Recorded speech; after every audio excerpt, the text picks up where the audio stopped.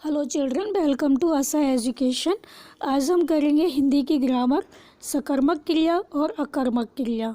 तो कर्म के आधार पर क्रिया के दो भेद होते हैं, एक होती है सकर्मक क्रिया और दूसरी होती है अकर्मक क्रिया। तो सकर्मक क्रिया क्या होती है? सकर्म। तो सा माने साथ, कर्म माने काम। तो जो क्रिया कर्म के साथ होती है उसको कहते हैं सकर्मक क्रिया, और जो क्रिया कर्म के बिना होती है उसको कहते हैं अकर्मक क्रिया। या दूसरे रूप में आप ये समझ सकते हैं कि जिस क्रिया का प्रभाव कर्म पर होता है वो कहलाती है सकर्मक, और जिस क्रिया का प्रभाव कर्ता पर होता है वो कहलाती है अकर्मक क्रिया। तो सकर्मक क्रिया उसे कहते हैं जिसका कर्म हो या जिसके साथ कर्म की संभावना हो, अर्थात जिस क्रिया के व्यापार का संचालन तो कर्ता से हो पर जिसका प्रभाव या फल किसी दूसरे व्यक्ति या वस्तु अर्थात कर्म पर पड़े तो वो कहलाती है सकर्मक क्रिया। जैसे सीता आम खाती है, तो सीता क्या है? यहाँ पर कर्ता है, आम कर्म है और खाती है, खाती क्या हो गया? क्रिया हो गई। तो सीता के आम खाने का प्रभाव किस पर हुआ? सीता पर ना होकर आम पर हुआ, क्योंकि आम खत्म हो गया।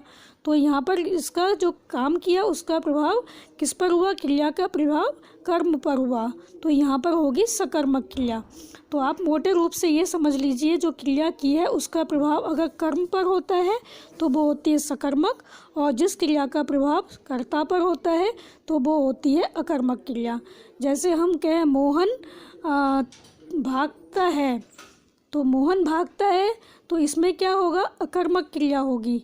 भागता है मोहन तो मोहन को कष्ट हुआ, तो इसमें कोई कर्म नहीं हुआ। अगर हम कहें मोहन तेज भागता है, आपको कंफ्यूज करने के लिए मैडम दे सकती हैं मोहन तेज भागता है, तो आप जो भागता है तब भी चाहे तेज़ भागे चाहे धीमे भागे, तो जो उसने काम किया उसका प्रभाव किस पर हुआ? मोहन पर ही होगा, मोहन ही थकेगा। तो इसका जो प्रभाव हुआ काम करने का मोहन पर ही हुआ, तो यहाँ पर होगी अकर्मक क्रिया।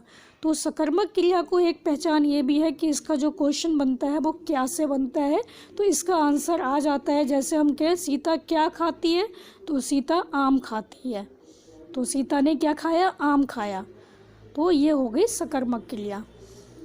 तो अकर्मक क्रिया क्या होती है? जिन क्रियाओं का व्यापार और फल कर्ता पर हो वो कहलाती है अकर्मक क्रिया। जैसे राम सोता है, तो राम सोता है तो राम सोया, तो इसका प्रभाव किस पर हुआ? राम पर हुआ। तो अगर मैडम आपको लिख देती हैं कि राम पलंग पर सोता है, तो पलंग पर भी सोता है अगर, तब भी राम ही सोया, उसका प्रभाव राम पर ही हुआ। पलंग पर कोई कर्म नहीं हुआ। पलंग पर आपने याद किया होगा कर्ता ने कर्म को करण से, तो पलंग पर जिसमें में पर आता है वो होता है अधिकरण, तो यहाँ पर कर्म नहीं है। पलंग पे सोए चाहे ज़मीन पर सोए, किसी पर भी सोए, तो जो क्रिया है उसी के द्वारा पूरी हो रही है, तो ये कहलाएगी अकर्मक क्रिया। तो बस आपको इतना समझना है, जो कर्म का जिस पर प्रभाव होता है, जिस क्रिया का प्रभाव कर्म पर हो वो कहलाती है सकर्मक, और जिस क्रिया का प्रभाव कर्ता पर होता है वो कहलाती है अकर्मक। जैसे पक्षी उड़ते हैं, तो पक्षी उड़ते हैं तो इसका प्रभाव किस पर हुआ? पक्षी पर। तो हम चाहे भले ये कहें कि पक्षी आकाश में उड़ते हैं, चाहे हम कुछ भी कह लें, तो इसका प्रभाव पक्षी पर ही होगा। जो पक्षी ने काम किया उसका प्रभाव पक्षी पर ही पड़ेगा। तो आकाश में इसमें कोई कमी नहीं आ जाएगी, आकाश तो वैसे ही रहेगा, तो यहाँ पर होगी अकर्मक क्रिया। तो आप इसको अच्छे से समझ लीजिए, इसमें ज़्यादा आपको डिटेल में जाने की आवश्यकता नहीं है। और हमारे चैनल आशा एजुकेशन को सब्सक्राइब करना मत भूलिए। Thank you.